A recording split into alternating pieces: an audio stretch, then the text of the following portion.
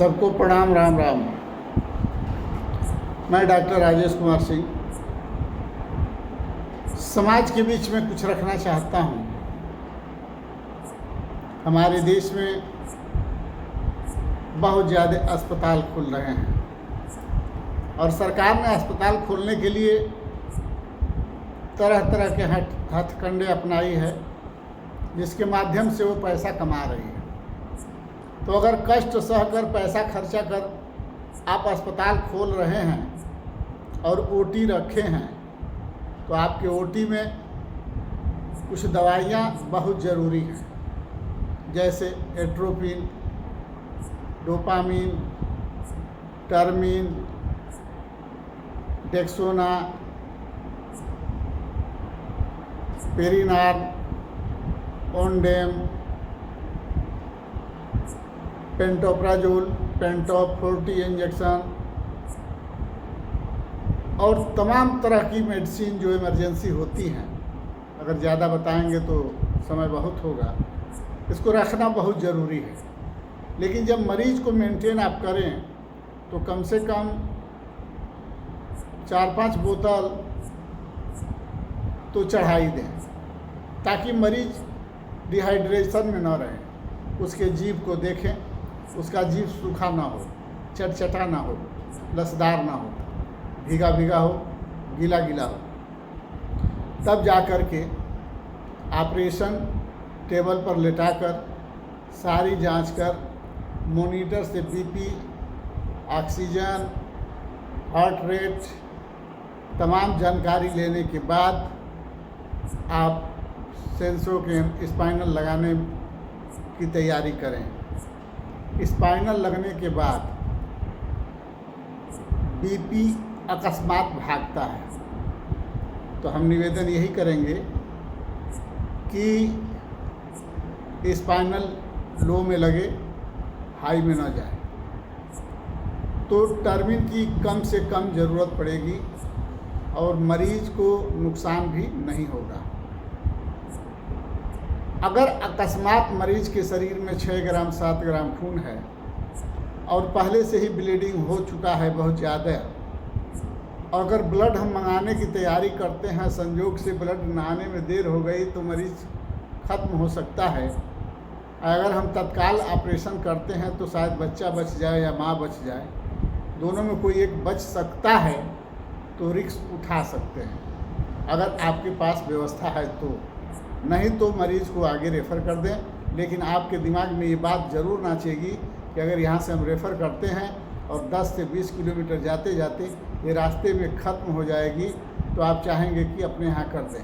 तो गार्जियन से सलाह भी लेते हैं, साइन दस्तखत भी कराते हैं, लोग तैयार भी होते हैं और ऑपरेशन आप सर्जन बुला के करा भी देते हैं। लेकिन अगर अकस्मात उसकी मौत हो जाती है तो लोग अस्पताल को तोड़ते हैं, फोड़ते हैं और तरह तरह के इल्ज़ाम लगाकर पैसा कमाने का काम करते हैं, जिसमें पत्रकार भी शामिल होते हैं, डीएम भी शामिल होते हैं, पुलिस भी शामिल होती है और सीएमओ भी शामिल होता है। जो रजिस्ट्रेशन देता है वो भी शामिल होता है और खूब लूटा जाता है उस डॉक्टर को। तो हम निवेदन ये करना चाहेंगे सरकार से कि सरकार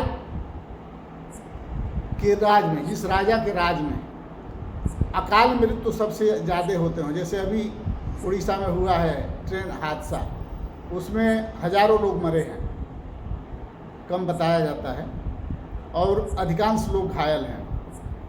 वहाँ एक बार ना पुलिस जाएगी पैसे के लिए, नहीं एक बार मुकदमा चलेगा उस रेल कर्मचारी पर या उस संचालक के ऊपर या उस रेलवे के ऊपर, कोई भी धारा, कोई भी काम, इसलिए कि उसके जिम्मेदार सरकार है। तो सरकार पर हम और आप, पुलिस, दरोगा, डीएम, एसडीएम, कोई भी उंगली नहीं उठा सकता है। यहाँ तक मीडिया भी नहीं उंगली उठा सकती है, क्योंकि सरकार से सब डरता है। और जो छोट भैया हमारे 10-10 रुपया के लिए अस्पताल खोल कर बैठे हैं, उनके यहाँ अगर कोई घटना घटती है तो सभी लोग माटा और चिमटा की भांत लगकर उसे लूटने का प्रयास करते हैं।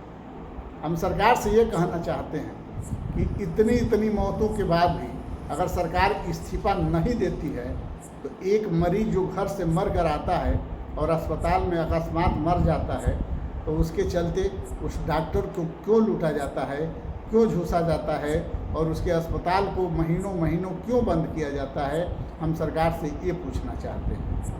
वो चाहे किसी भी कंपनी कल कारखाने की हम बात नहीं कर रहे हैं, हम खाली अस्पताल का ही बात नहीं कर रहे हैं। आखिर उन्हें क्यों परेशान किया जाता है?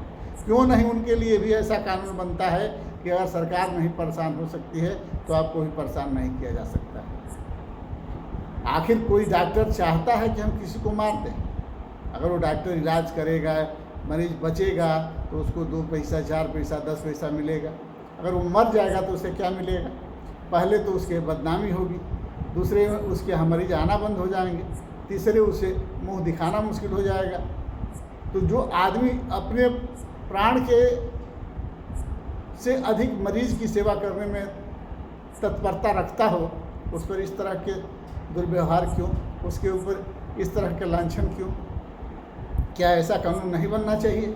जो लोग तोड़ फोड़ करते हैं और डॉक्टर को परेशान करते हैं और उसे तबाह करके लूटने का प्रयास करते हैं, वकील के माध्यम से, मीडिया के माध्यम से, सीएम और डीएम और दरोगा के माध्यम से उन लोगों के ऊपर सख्त से सख्त कार्रवाई की जाए।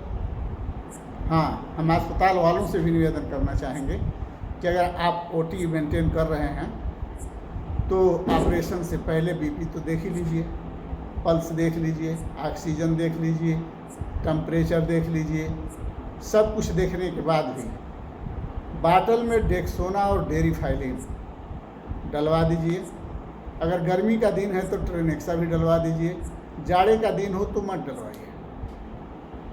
फिर ट्रामाडोल और बेंटनेसाल कमर पर लगवा दीजिए। अगर हल्की सी खांसी है, सर्दी है या सांस लेने में दिक्कत हो रही है तो प्राइमा कार्ड लगवा सकते हैं। इतनी व्यवस्था के बाद ही आप स्पाइनल लगाएं और तब जाकर चीरा लगाने का आदेश करें या चीरा लगवाएं। प्रभु चाहेंगे तो मरीज को कुछ नहीं होगा, चाहे खून 7 ग्राम हो, 8 ग्राम हो, 9 ग्राम हो, 10 ग्राम हो, मरीज को कुछ भी नहीं होगा।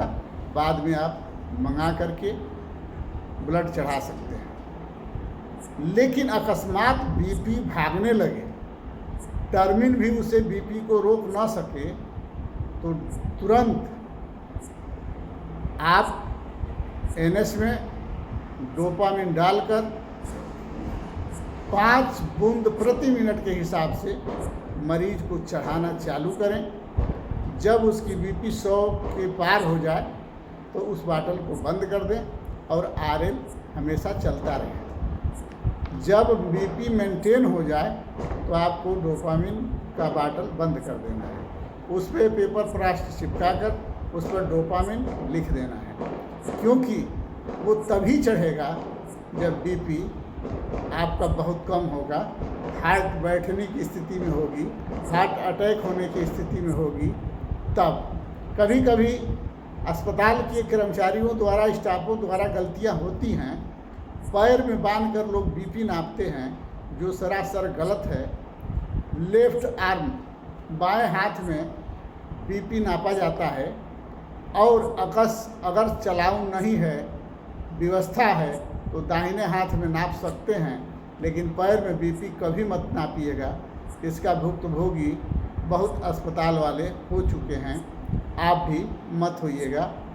वीडियो ज़्यादा बड़ी हो जाएगी, फिर भी हम कहना चाहेंगे कि इमरजेंसी ड्रग ओटी में ज़रूर रखें। मरीज आने के बाद ऑपरेशन होते समय इंजेक्शन की ज़रूरत पड़े तो आप अन्य मेडिकल स्टोर से या अन्य अस्पताल से मंगाने का प्रयास न करें, क्योंकि घटना मिनटों में घटती है। इसलिए आप सावधान रहें। जय हिंद, जय भारत, जय सर्व समाज। सर्जन के नाते हमें इतना बताना बहुत ज़रूरी समझा, इसलिए आप लोगों के बीच में रखा।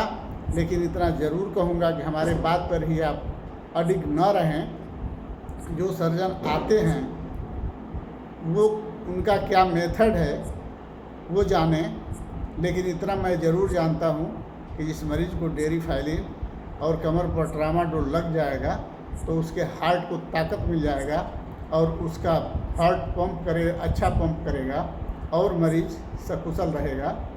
और सिंटोसिनान बच्चा निकालने से पहले लगा दें, और जब यूट्रस स्टिच लग जाए तो मेथर्जिन लगा दें, ताकि मरीज सेफ रहे। जय हिंद, जय भारत, जय सर्व समाज।